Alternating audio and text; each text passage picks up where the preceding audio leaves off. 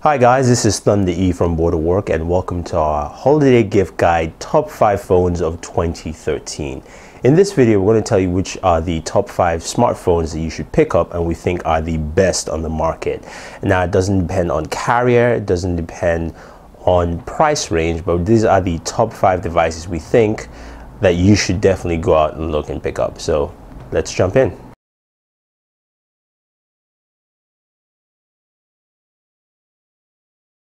Now, before we jump into our top 5 smartphones for 2013, we have two honorable mentions. The first phone here is the Nokia Lumia 520 or the 521, available on either AT&T or T-Mobile.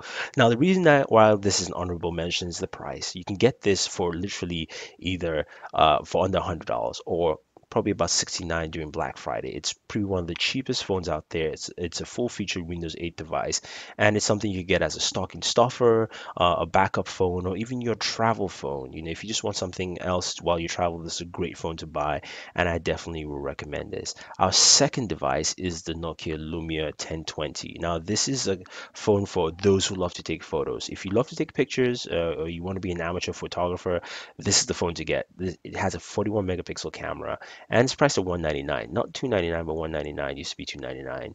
It's available on AT&T, and you know, this is for the photog out there, and a very solid phone, but still could not make it to our top 5 list for the year of 2013. But let's take a look at what's at number 5 in smartphones. So the fifth device is the Google Nexus 5, made by LG for Google and part of the Nexus series. The Nexus 5 comes with a lot of features at an affordable price. You can get this phone unlocked without a carrier for only $349 or $399 depending on what size you're getting. Comes with wireless charging built in, a Snapdragon 800 processor, 2 gigs of RAM, 1080p display, and also is running Android 4.4. This is a bargain price for a full-featured phone, especially a premium device priced that low. And I think a lot of people will find that very attractive in terms of pricing and also in terms of feature sets on there. Now, it's available, you can get it to work on either your Sprint network or T-Mobile. So those are the two limiting factors with this device. You can't get it on all carriers, but those two. But still, at that price, and if you're looking to switch carriers and you're not too sure what to get, this is a phone that at least can help you go between two set carriers, between Sprint and T-Mobile while you have it. Solid overall, and I think you like it. It's also got Android 4.4 as I mentioned, and it's just pretty much a solid number 5 pick in smartphones. Now, our number 4 device is the all famous Samsung Galaxy S4. This device set the trend for 2013. It came with a 1080p display. It had the Snapdragon 600 processor, which is a solid processor, and you know it's got the full featured sets that you find, of course, from Samsung. Expandable storage in there, removable battery, also, and you've also got the gesture features that you find with this device. So, introduce a lot of gesture features that some called gimmicky, but I think they were quite useful for a lot of individuals out there. This is the first real all-around balanced device from Samsung in a while, and I think a lot of people will like the Galaxy S4. And you can get this now for about $99 on contract on any carrier out there, which is good. And I think a lot of people will look at this as a nice phone to get during the holiday season because it really showcases a lot of what Samsung has brought to the table this year in 2013. Now, our next device is the Lumia 1520 at number 3. Now, this device just came out recently. It's priced at $99 and it's got that massive 6-inch display. It's got the best and sharpest display on the market. Simply put, that display looks very good, crisp and clear. It's powered by a Snapdragon 800 processor and it's got that 20 megapixel camera at the back. It's got wireless charging, but of course you need a charging case for that. And that camera pretty much I think is the second best camera besides the Lumia 1020. And I think a lot of people will find Windows Phone an intriguing option to either Android or iOS, especially at the price point at $99. And also the fact that you have a solid camera.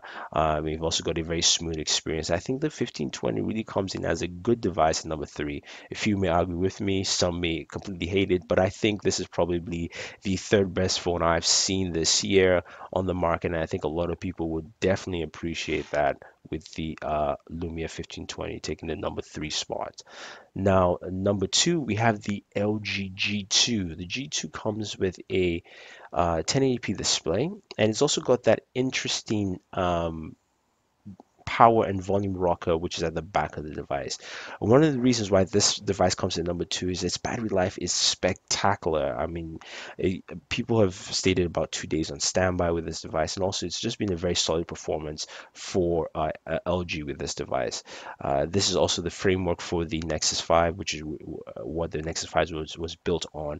And I think a lot of people will definitely like what LG has brought to the table with the G2. It's got a nice display. It's got great audio playback, especially because it supports Dolby Digital on there. And you do have solid performance from the camera at 13 megapixels with OIS built in, which is very, very good. And I think it's a solid number two device. And finally, our first device, and the device we think is the best smartphone for 2013 and a solid buy for the holidays, is the Galaxy Note 3. Now, the Galaxy Note 3 is Samsung's third edition in their phablet line of smartphones, and it features the Qualcomm Snapdragon 800 processor. It's got a 30 megapixel camera in the rear that can shoot at 4K, so you can get 4K video. It's got removable storage, as you expect, so expandable storage with 64 gigabytes expandability, as well as a 3200 milliamp battery, so you do get some very long battery life in there. Overall, this thing performs very smooth, very well, and handles everything just the way you would think. As a power user, you would love this phone because of the multitasking features and the S Pen. As a regular user, you would love the phone just because this thing works very well. It's very balanced overall. And I think this is the best phone of the year. So if you're looking for a smartphone, I think these are the options to pick from, starting with the Galaxy Note 3 as the number one device for the year, the LG D2 number two, the 1520 from Nokia at number three, you got Galaxy S4 from Samsung at number four, and the Nexus 5 from Google at number five. So if you guys have any questions, do not like my list, or you want to complain about it, let me know. Tell me your top five devices for 2013.